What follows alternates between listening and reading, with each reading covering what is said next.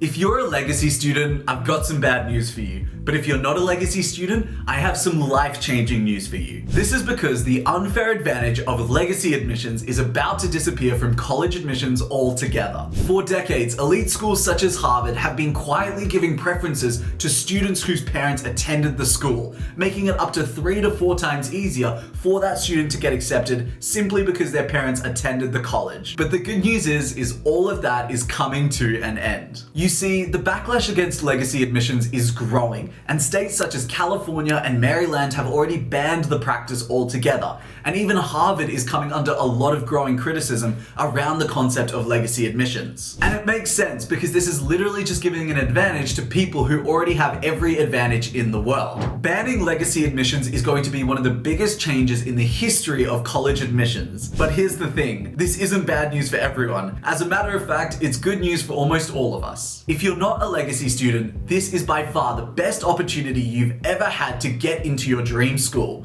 The playing field is finally being leveled, and if you take advantage of it, your chances of getting into your dream school are just about to skyrocket. In this video, I'm going to be breaking down exactly what's happening with legacy admissions at the moment, what this means for you based on your given circumstances, and how you can seize this moment in order to craft an application that is going to get you into more dream schools than you could ever imagine. My name is Jack Anderson, and I'm currently completing my master's at Harvard on a full ride scholarship, and if you want free one-on-one college admissions support with myself, be sure to fill out my website form at the top of the description and make sure you're subscribed, because I select one new student every single week to help them reach their dream schools for free. Okay, let's dive into this video by first discussing what the heck is happening to legacy admissions. For decades now, legacy admissions has been one of the biggest hidden advantages in elite college admissions. Basically how it works is if your parents or grandparents attended a given university, you would get a massive boost in your acceptance chances, even if your grades and extracurriculars weren't as strong as other applicants. For decades now, legacy students at elite schools have been 3 to 4 times more likely to be admitted compared to non-legacy students with the same qualifications. When the average Ivy League acceptance rate sits at just 4%, this is a huge unspoken advantage. And here's what makes this an even bigger problem, which is that legacy admitted students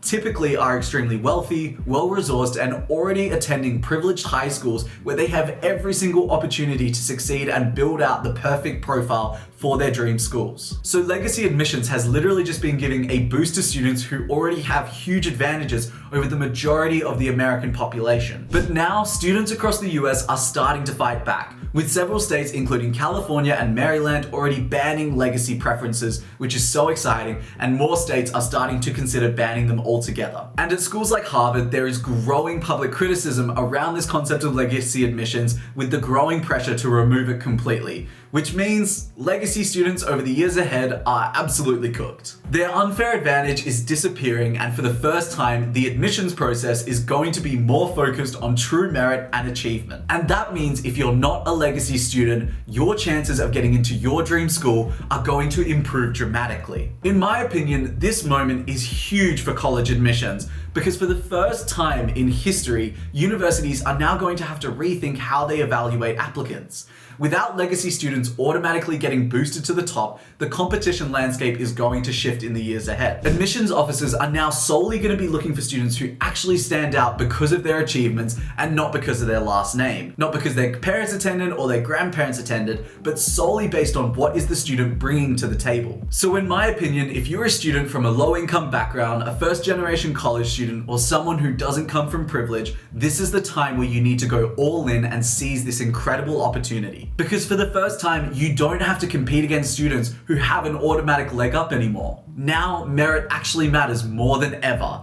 But that doesn't mean admissions is suddenly easy. I mean, there's still hundreds of thousands of students applying to the Ivy Leagues every single year. If anything, this just means you have to really hone in how you're crafting your application and what makes you truly unforgettable in relation to your identity and story that you're going to be sharing with the admissions committee. So if you don't have generational wealth on your side, I'm now going to share my advice on how I believe you can get into an Ivy League from a low-income background, or the strategies you should be using to have yourself the best chances of getting into into that dream school of yours. Okay, without legacy preferences, one of the biggest advantages that privileged students have is time. Because they don't have to work part-time jobs or aren't tied down by any other financial commitments, they have the luxury of being able to explore an endless list of activities, jump between different clubs, and spend summers at expensive programs that boost their resumes. In other words, they have a safety net to be able to find themselves whilst checking all the boxes that admissions officers typically love. But here's the good news. Top schools don't really care about a long list of extracurriculars and activities. They care about depth and impact. So if you're from a non-privileged background, instead of wasting all your time trying to do everything and compete with these long lists that all these privileged students are creating, you need to go all in on just one thing. Pick a single passion project that aligns with your future major and dedicate yourself to it fully. For example, if you're passionate about education, don't just volunteer at a tutoring center for a couple of hours a week. Start your own tutoring initiative for low-income students, expand it, and create real change with real impact metrics that you can present to the admissions committee. If you're into computer science, don't just take AP Computer Science and call it a day. Develop an app that solves a real-world problem, work on an AI project, or collaborate with local businesses to create tech solutions that actually have an impact in their daily lives. The point is depth wins over breadth every single time. It doesn't matter whether you come from privilege or not. The person that focuses on a single project or a single extracurricular and excels at it is always the person that comes out on top. You don't need 10 different activities. You need one thing that you've built, led, or taken to the next level. When I applied to Harvard and got in on a full ride scholarship for my master's program, I didn't have a long resume filled with endless extracurriculars. What I did have was an education non-for-profit that has helped over 100,000 students gain equitable access to the education resources that they need to succeed in school, and most importantly, I had clear, tangible impact metrics about the work that I was doing. That's what stood out to the admissions committees, and that's what admissions officers took notice of in my profile. It wasn't really anything else on there. So instead of trying to do everything and be the jack of all trades and master of none, focus on one project that truly matters. I know it's scary because it's nice to be able to hop around to a lot of things and not really commit to something, but in life, if you want to succeed, you have to go all in on just one thing. And once you've built that extracurricular and done a great job of it,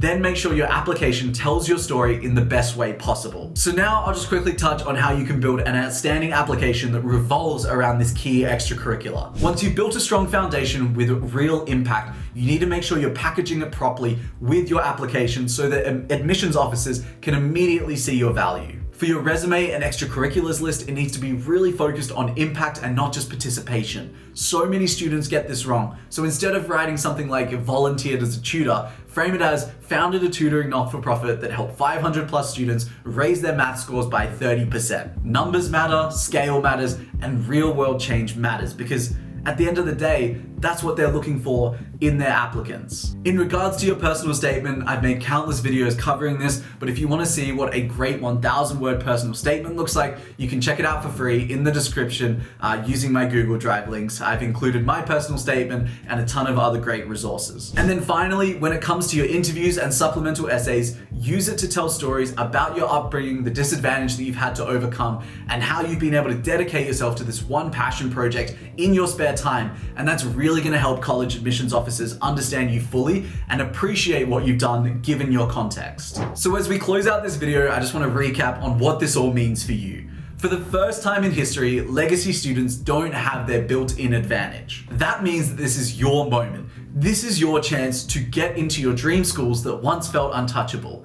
But it doesn't mean it's going to be easy. If you're serious about getting into that dream school of yours, take the advice that I've given to you in this video and all the other videos that I've created out there and start taking action today on that one key extracurricular or passion project. And if you want free one-on-one college admissions support with myself that I typically charge hundreds of dollars for with students, be sure to fill out my Google form in the description and subscribe to this channel because I select one new student every single week to help for free. Good luck.